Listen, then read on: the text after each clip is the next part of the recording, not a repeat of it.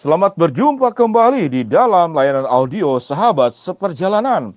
Hari ini adalah hari Senin 15 Februari 2021. Tema renungan dan saat teduh kita dengan judul Ada Apa di Ujungnya? Ada apa di ujungnya? Firman Tuhan terambil dalam Matius pasal 7 ayat 13 sampai dengan ke-14. Demikian bunyi firman Allah. Kata Yesus, masuklah melalui pintu yang sesak itu, karena lebarlah pintu dan luaslah jalan menuju kepada kebinasaan. Karena sesaklah pintu dan sempitlah jalan yang menuju kepada kehidupan, dan sedikit orang yang mendapatinya. Mari kita berdoa. Bapa yang di dalam surga, di dalam kehidupan ini seringkali para sahabat seperjalanan mengalami sebuah pengalaman hidup yang awalnya kelihatannya menyenangkan, jalan itu jalan yang menjanjikan, jalan yang lancar, jalan yang terang benderang, ternyata di ujungnya adalah kebinasaan. Sementara banyak jalan-jalan yang benar itu terkadang melewati kesulitan, sempit, menanjak, menurun, berkelok, penuh dengan tantangan, namun itu menuju kepada kehidupan. Biarlah Tuhan kami boleh belajar menjadi pribadi yang bijaksana di dalam memilih, di dalam memutuskan, dan di dalam mengambil apapun di dalam kehidupan ini dengan bijaksana. Di dalam nama Tuhan Yesus kami berdoa, amin.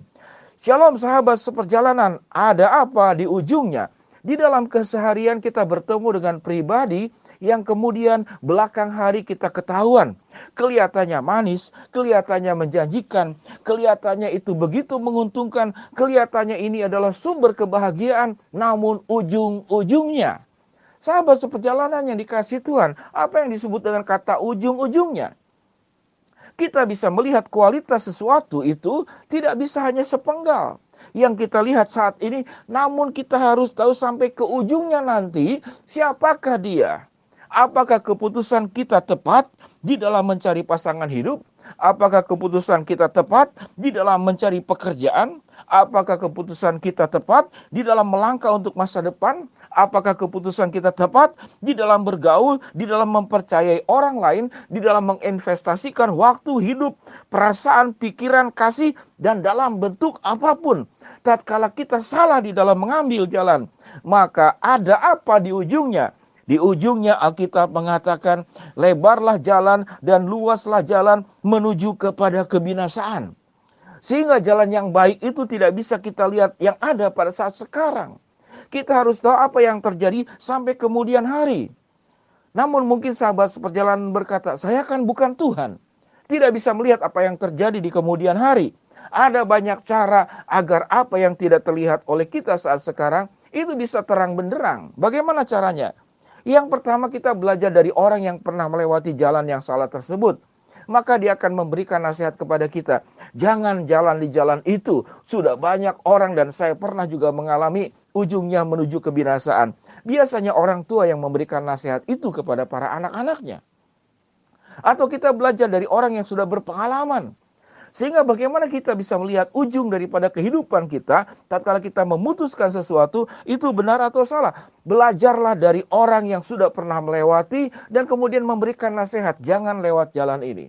Belajarlah dari orang yang berpengalaman dan dia akan memberikan banyak masukan kepada kita. Belajarlah juga dari orang ahli. Kalau orang yang ahli mungkin dia tidak mengalaminya, namun dia sudah melakukan berbagai macam penelitian dari ribuan orang, mungkin jutaan orang yang pernah melewati jalan itu dan salah. Namun tetap sehebat-hebatnya manusia, yang saya sampaikan tadi itu akan sangat menolong kita agar tidak salah di dalam memilih jalan. Namun yang paling utama, yang mata Tuhan itu yang sempurna, yang memimpin jalan hidup kita, yang menolong kita agar kita jangan tersesat di dalam memilih kehidupan ini, yaitu Allah sendiri. Mata Tuhan itu ada di segala tempat. Allah itu maha tahu, Allah itu maha bijaksana. Dia akan membimbing kita. Sahabat seperjalanan yang dikasihi Tuhan. Sehingga bagaimana kita agar hidup itu tidak salah jalan. Jangan terlalu percaya diri, apalagi Anda keras kepala.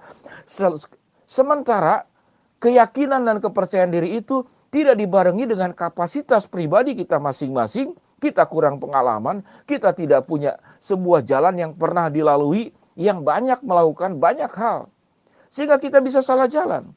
Sahabat seperjalanan yang dikasihi Tuhan, firman Tuhan berkata, terkadang pilihan yang salah, harus berkorban, harus mengalami kesulitan, badai hidup, itu yang dikatakan oleh Tuhan. Karena sesaklah dan pintu dan sempitlah jalan yang menuju kepada kehidupan. Sesuatu yang mudah terkadang itu bisa bersifat penipuan. Sesuatu yang lancar terkadang itu adalah jebakan yang akan menjerumuskan kita. Mari kita belajar dari bahasa Indonesia yang cukup menarik. Kalau kita salah jalan, salah memilih, salah memutuskan. Apa itu dalam bahasa Sunda itu? Tikusruk. Tikusruk itu kalau kita hanya lihat ke depan, tidak lihat ke bawah. Tibebet. Tibebet itu kita naik tinggi, namun kita tidak sadar yang kita naik itu sesuatu yang rapuh. Setelah Anda naik ke atas, Anda jatuh ke bawah. Itu namanya tibebet.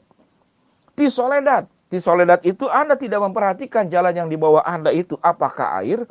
Apakah itu minyak? Atau sesuatu? Itu bisa tisoledat. Ada juga istilah dalam bahasa Sunda disebut dengan tijalike. Tijalike itu biasanya sebelah kiri atau sebelah kanan kaki Anda.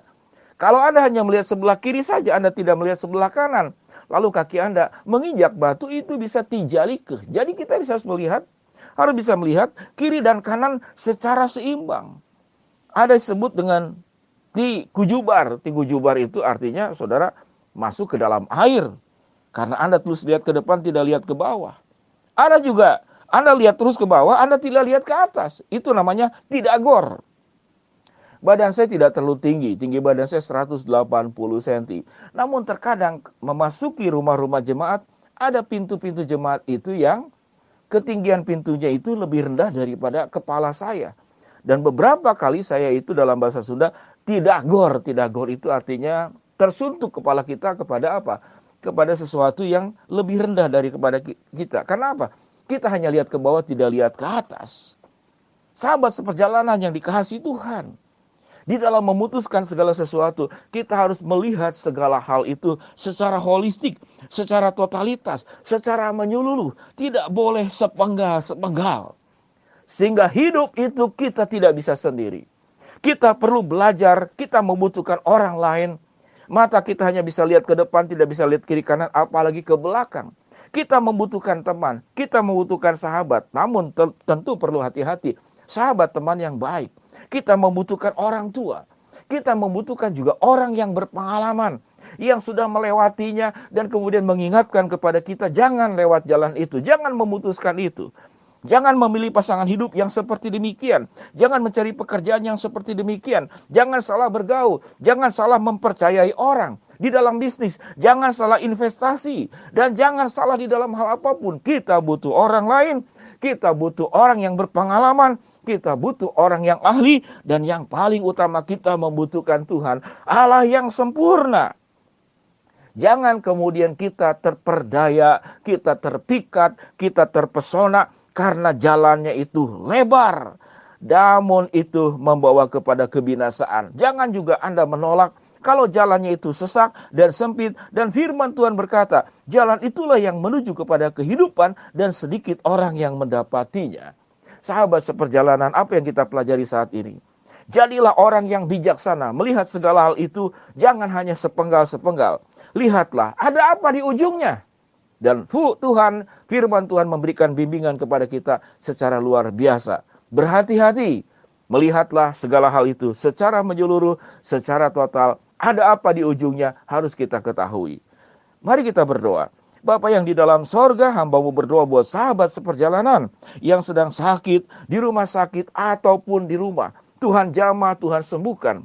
Buat sahabat seperjalanan yang sedang menghadapi tantangan, kesulitan, rintangan, problem di dalam masalah hidup ini, Tuhan bukakan jalan. Buat sahabat seperjalanan yang sedang berdoa, memohon sesuatu di dalam kehendak, cara, dan waktu-Mu, Tuhan akan mengabulkan permohonan doa kami. Di dalam nama Tuhan Yesus kami berdoa. Amin. Shalom sahabat seperjalanan. Biarlah kita menjadi orang yang bijaksana, memutuskan, memilih, mengambil sikap, bentuk apapun. Jangan sepenggal-sepenggal. Jangan melihat apa yang di depan mata. Melihat kita secara keseluruhan sampai ke ujung-ujungnya. Tuhan memberkati kita semua. Shalom.